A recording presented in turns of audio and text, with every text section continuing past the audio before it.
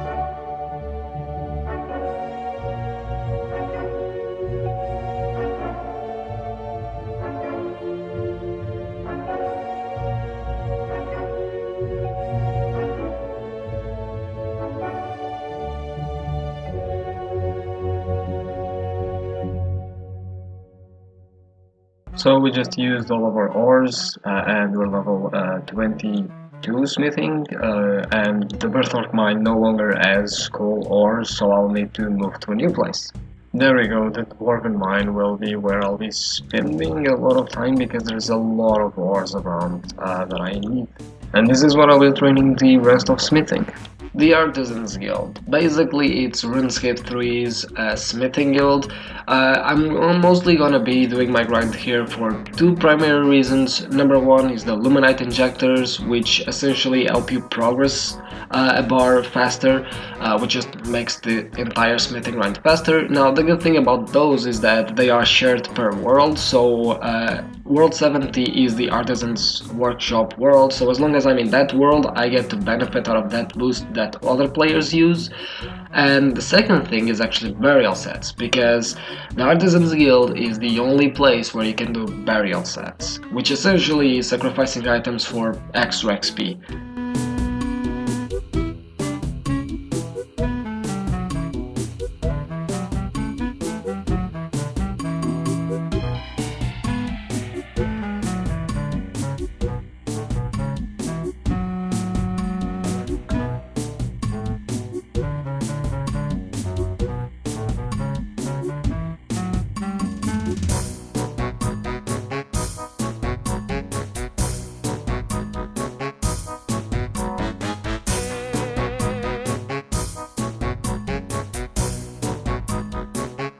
So I actually got my first ceremonial sword that you can actually do.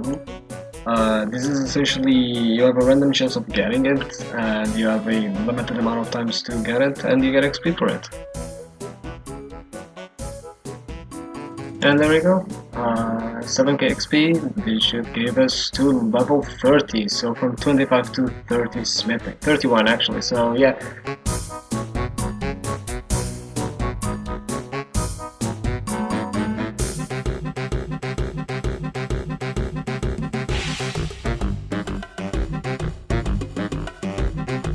So we have finished this steel bar thing. We got 35 smithing in total, which means we can move to mithril. So that's exactly what I'm going to do up until 40. So the dwarven mines unfortunately don't have mithril ore, so I had to come here for it. As always, I'm gonna upgrade my ore box and my pickaxe, so I'll see you soon. And there we go, our new ore box. So now to make the pickaxe.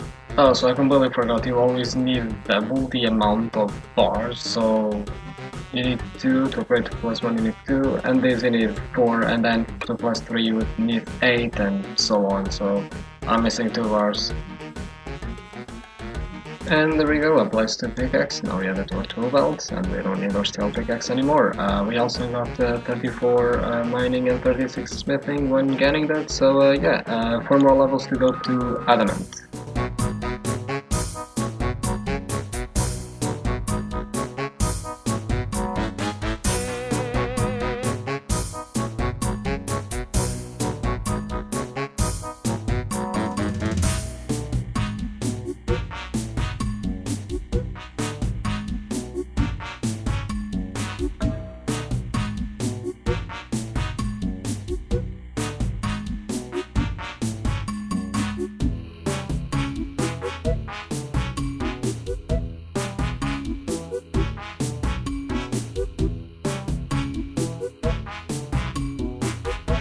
And there we go, the +2 heavy pickaxe, so we can substitute our mithril.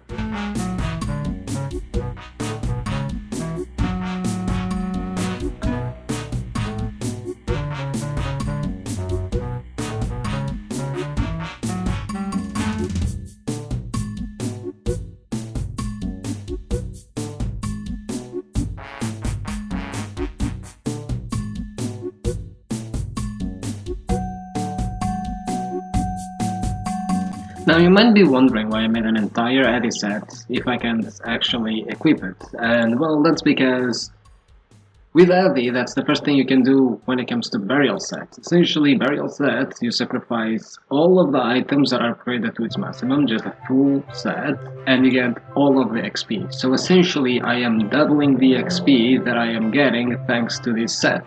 And to me it's a win-win, because ultimately I would just drop it anyway.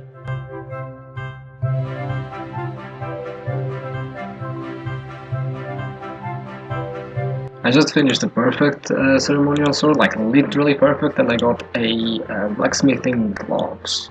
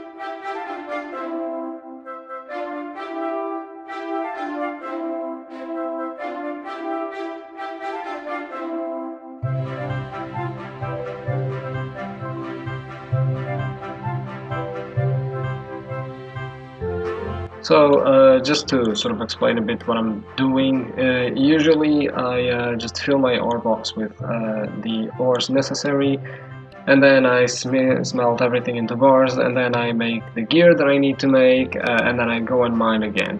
Essentially that's a process I've been repeating, and I find it to be a good compromise between just, you know, UIM, having to repeat a lot of cycles, in this case mining and smithing, to actually train stuff because I don't have access to a bank, and not getting completely fucking annoyed with not accessing the metal bank, because this skill was entirely designed around the metal bank. Like, for example, if I click empty, yeah, you can only empty your box into the metal bank. So yeah, without the metal bank, this skill is even impossible at points, because, for example, if I can access this,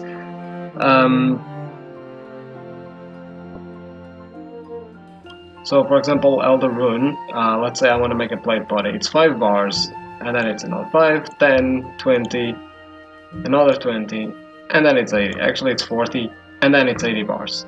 So it's essentially impossible for me to literally do this if I don't have the bars in the metal bank. So yeah, that's essentially what I'm doing. I find that to be a good compromise between UIM and not getting completely annoyed with training the skill.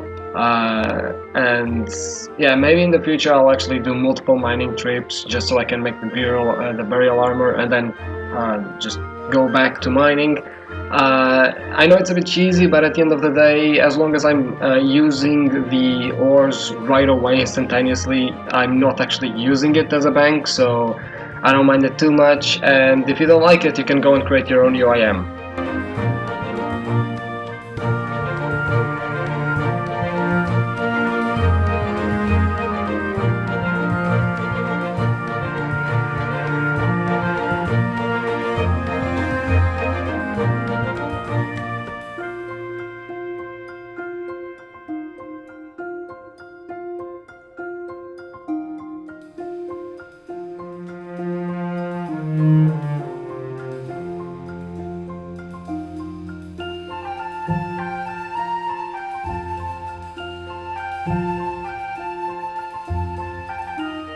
So yeah, now we made it to the mining guild. The mining guild actually did not have any updates, yeah, you just have some rocks and whatnot, but it's still pretty much the same, and you know the drill. I'm gonna upgrade my ore box, my pickaxe, add it to the tool belts, yada yada.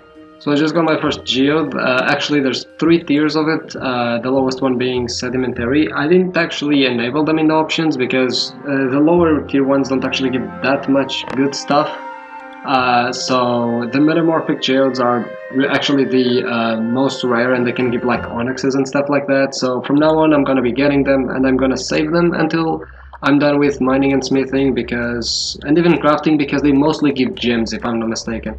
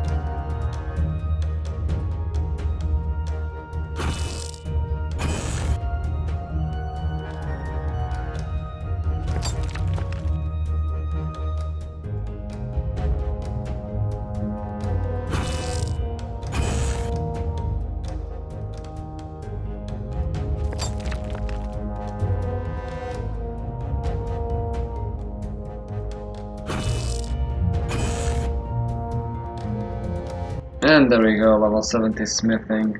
Uh, 10 more levels to go. We're just about done here. The chromium bars, exactly, it's the next thing. Now, while there is 10 levels to go, just one thing that I actually haven't talked about too much is the current respect. So respect is essentially something that you gain. You gain 1% respect per X amount of XP, smithing XP gained here, and then you can use it to buy rewards in the shop. I haven't spent any of it yet, and I can buy some of them, and while some of these I'll want in the future, I think that for now I'll actually buy the Solemn Smith. Essentially, this increases the amount of XP gained when doing burial sets, which will just make my grind a bit faster, and yeah, they give 1%, so this one gives another 1%, so 2 more percent XP for burial sets. At level 70 we unlock Necroman bars, which are made out of Necrite and Phasmatite ore. Now, I haven't really talked too much about this, as most ores have been pretty accessible, but as the higher tiers go by, the scarcer the ores actually get, and Necrite and Phasmatite, contrary to many other ores, only have 4 spots available in the entirety of Gielinor. Now, there's a bit of a problem because a lot of the times these ores actually have requirements, usually two types, either they are locked behind quests or they are locked behind an engineering level. I have done no quests, and I have trained no engineering so far, which means that in reality I actually only have 2 Necrite and 2 Phasmatite available to me right now. Now, when it comes to Necrite, one of them is in the wilderness. The other, however, is east of the Shantai Pass, and while using water skins is definitely a bit annoying, at the end of the day it is entirely possible to get it. Our problem then becomes with Phasmatite. Essentially, Phasmatite only has 2 spots that have no requirements, in the wilderness and in Port Phasmatis. Port Phasmatis, however, does have one requirement, which is completing Priest in Peril, which is the quest that gives you access to Mauritania. RuneScape 3, on the other hand, you don't actually need to complete the quest to have access to Mauritania, but you do need to kill a level 33 ghoul. Now, I could either just keep working on this mythic grind, or I could go out of my way and try to actually do a quest or kill a ghoul, which right now it's not something that I really want to explore. So I have the option of going out of my way and do that to be able to do Necroman bars, or I can keep doing Orichalcum bars. Or I can actually go and explore the wilderness.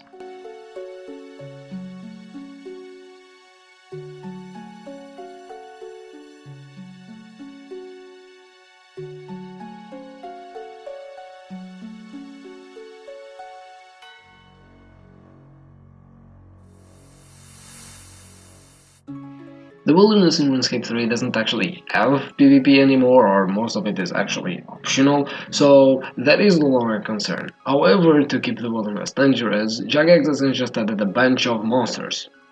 High level monsters at that. Most of them can actually one-shot me.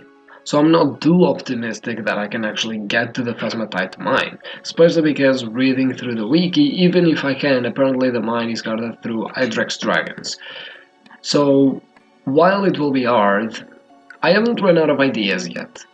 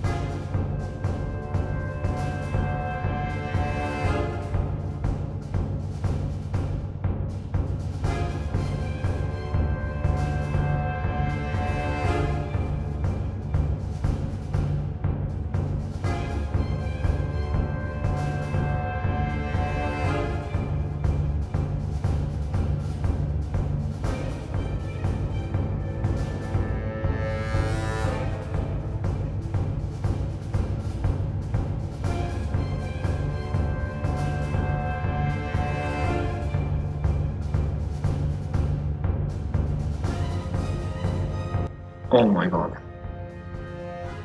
Holy, we made it. Phasmatite rocks, we made it. Oh my lord, that was a nightmare.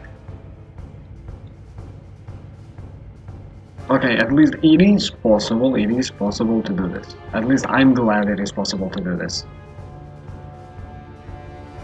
Wait, I get to reclaim all of my ores? Oh, okay, so that at least is a good news, because now I don't actually need to be afraid of dying, and I can maybe even start suiciding, because I have enough GP to actually just pay for it, which will be much, much easier to handle things. Okay, so here's the Necrat mine, and the wiki did show it as having a lot of dark mists in it.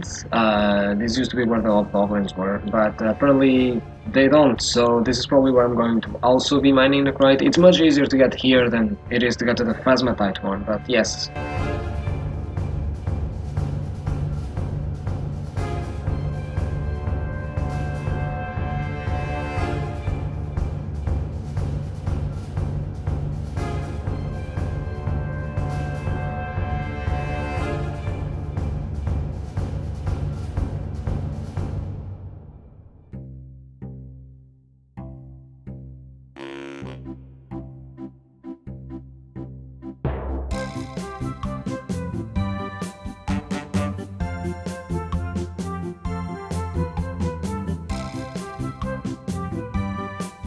Okay, so I was a bit distracted, but we got 80 smithing, finally.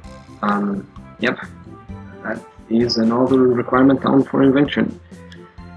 We only have crafting to go.